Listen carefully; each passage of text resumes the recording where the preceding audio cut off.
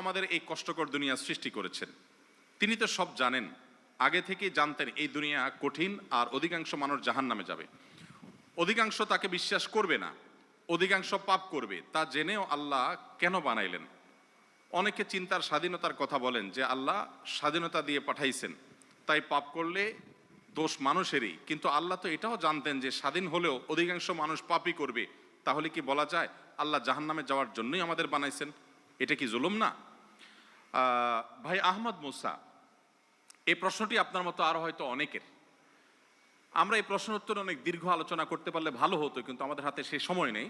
আমি খুব সংক্ষিপ্তভাবে বলার চেষ্টা করি। প্রথমত, আল্লাহ সংক্রান্ত যত প্রশ্ন আছে আমাদের, এই বেশিরভাগ প্রশ্নের গোড়ায় একটা বড় ধরনের গলদ আছে।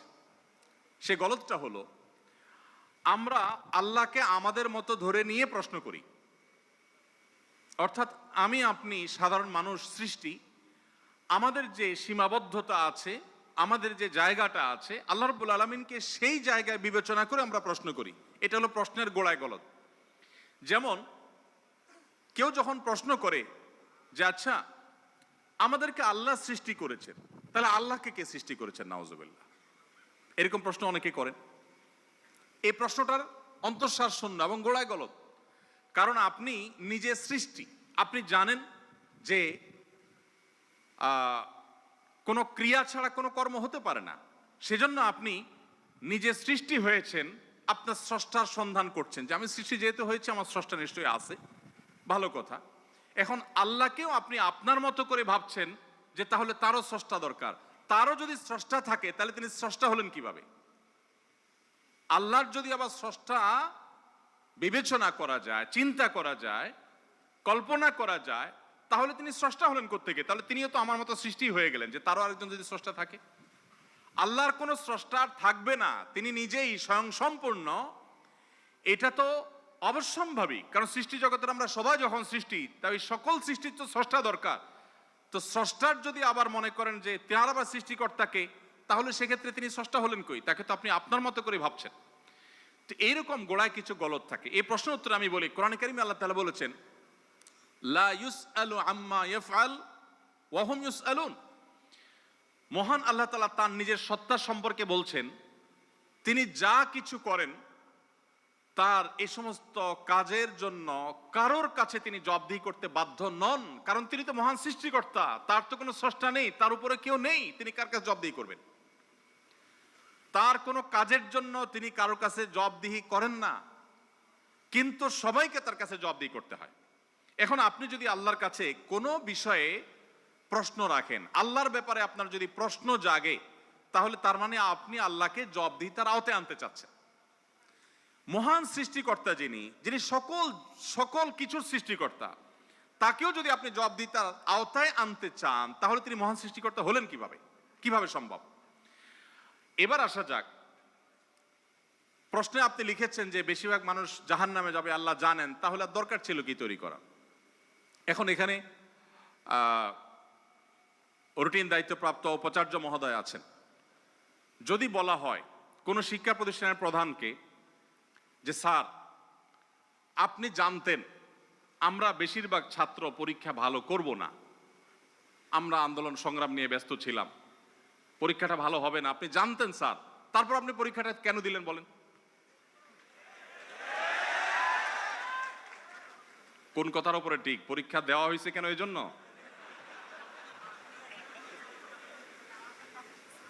এই প্রশ্নটা যদি করা হয় কোন শিক্ষা প্রতিষ্ঠানের প্রধানকে যে স্যার, বেশিরভাগ ছাত্র আমরা ভালো ছাত্র না, ভালো ছাত্র সবসময় কমই থাকে সংখ্যা, এটা আপনি জানেন স্যার, তারপর আপনি পরীক্ষাটা কেন নিলেন? স্যার যদি পাল্টা প্রশ্ন করেন, পরীক্ষা যদি আমি না নিতাম, তাহলে তোমরা বলতো স্যার আমরা পরীক্ষা দিয়ে দেখতেন, সবাই পারতাম। এই কথা বলার অপশন থাকতো কি থাকতো না? স্যার আপনি পরীক্ষা দেন নাই কেন? আপনি দিতেন, দেখতেন আমরা কি পরিমাণ যোগ্য, কি পরিমাণ পড়াশোনা আমরা করেছি, আন্দোলন করেছি, তাতে কি হয়েছে? পড়া পিছিয়ে নেই আমরা, সব ক্ষেত্রে আগে আছি, এর ফাঁকে ফাঁকে আমরা পড়ালেখা করেছি। তাহলে আল্লাহ রাব্বুল আলামিনকে আপনি একই প্রশ্ন করতে চাচ্ছেন যে আল্লাহ বেশিরভাগ মানুষ তো জাহান্নামে যাবে, আপনি জানেন, তাহলে সৃষ্টি করলেন কেন?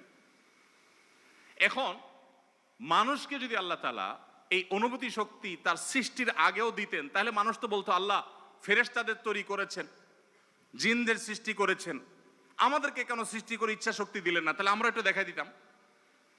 আপনি এই প্রশ্ন তো আল্লাহকে করতে পারতেন।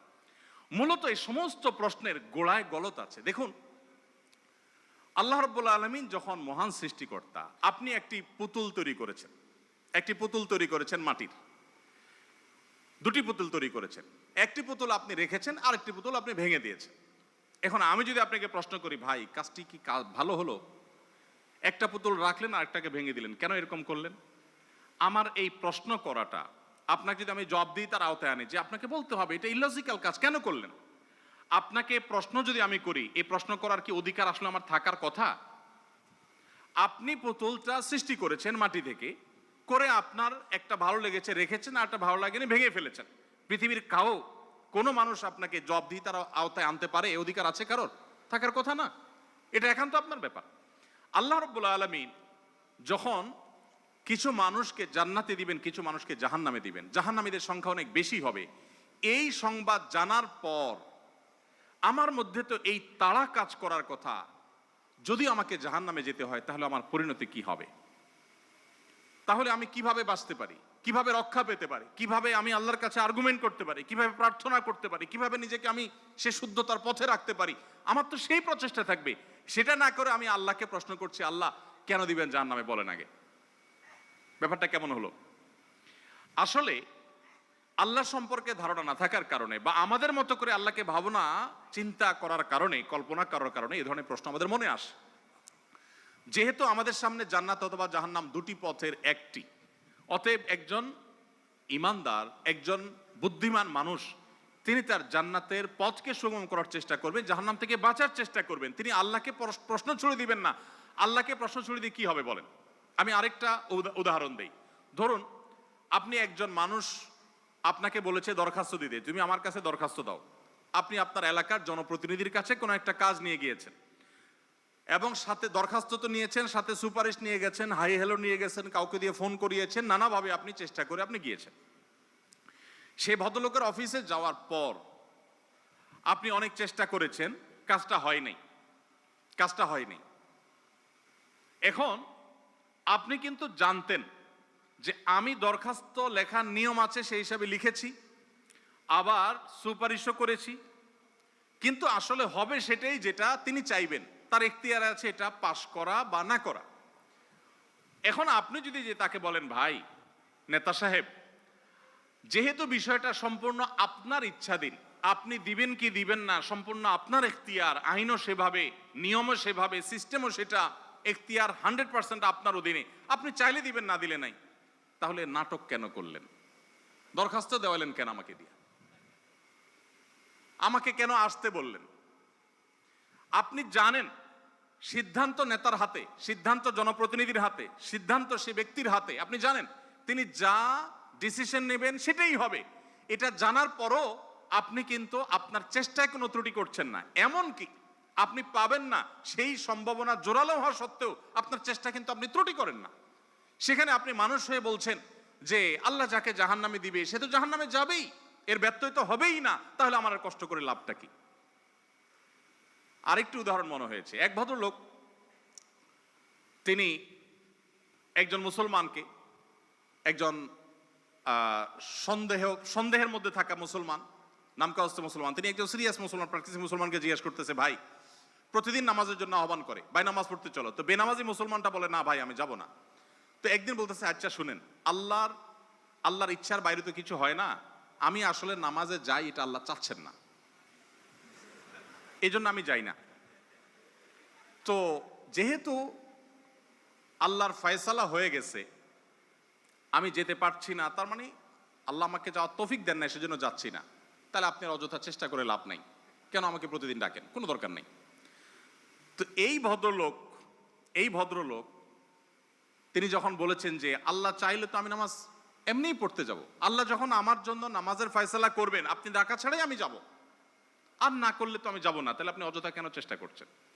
এই কথা বলার পর ওই নামাজি ব্যক্তি তার আর কোনো উত্তর না দিয়ে পরের দিন এই ভদ্রলোক যখন অফিসে যাবে কাজের জন্য, একই সাথে তারা থাকে, তো শার্ট প্যান্ট পরে যখন সে কাজের জন্য বের হবে তখন তার এই দোস্ত দরজা আটকে ফেললো এবং সামনে দাঁড়ায় বলল, আজকে তো যাওয়া যাবে না। তো বলে, কেন যাওয়া যাবে না? বলে যে আল্লাহ তো রিজিক দাতা, অতএব আপনার নসিবে যেটা আছে সেটা তো এমনিতেই আসবে, আর না থাকলে আসবে না, আপনি গেলেও আসবে না, তাহলে কেন যাচ্ছেন? রিজিকের ব্যাপারে আপনি নামধারী মুসলমান হিসাবে, নাম সর্বস্ব মুসলমান হিসাবে আপনি বিশ্বাস করেন যে রিজিকে যা আমার বরাদ্দে আছে সেটা আসবেই, কিন্তু আমার চেষ্টা আমাকে করতে হবে। ওই যে ডিসিশন নেতার হাতে, কিন্তু আমাকে দরখাস্ত দিতে হবে, আমাকে অ্যাপ্রোচ করতে হবে, আমাকে চেষ্টা করতে হবে। আমার এই চেষ্টা করাটা হলো আমার দায়িত্ব।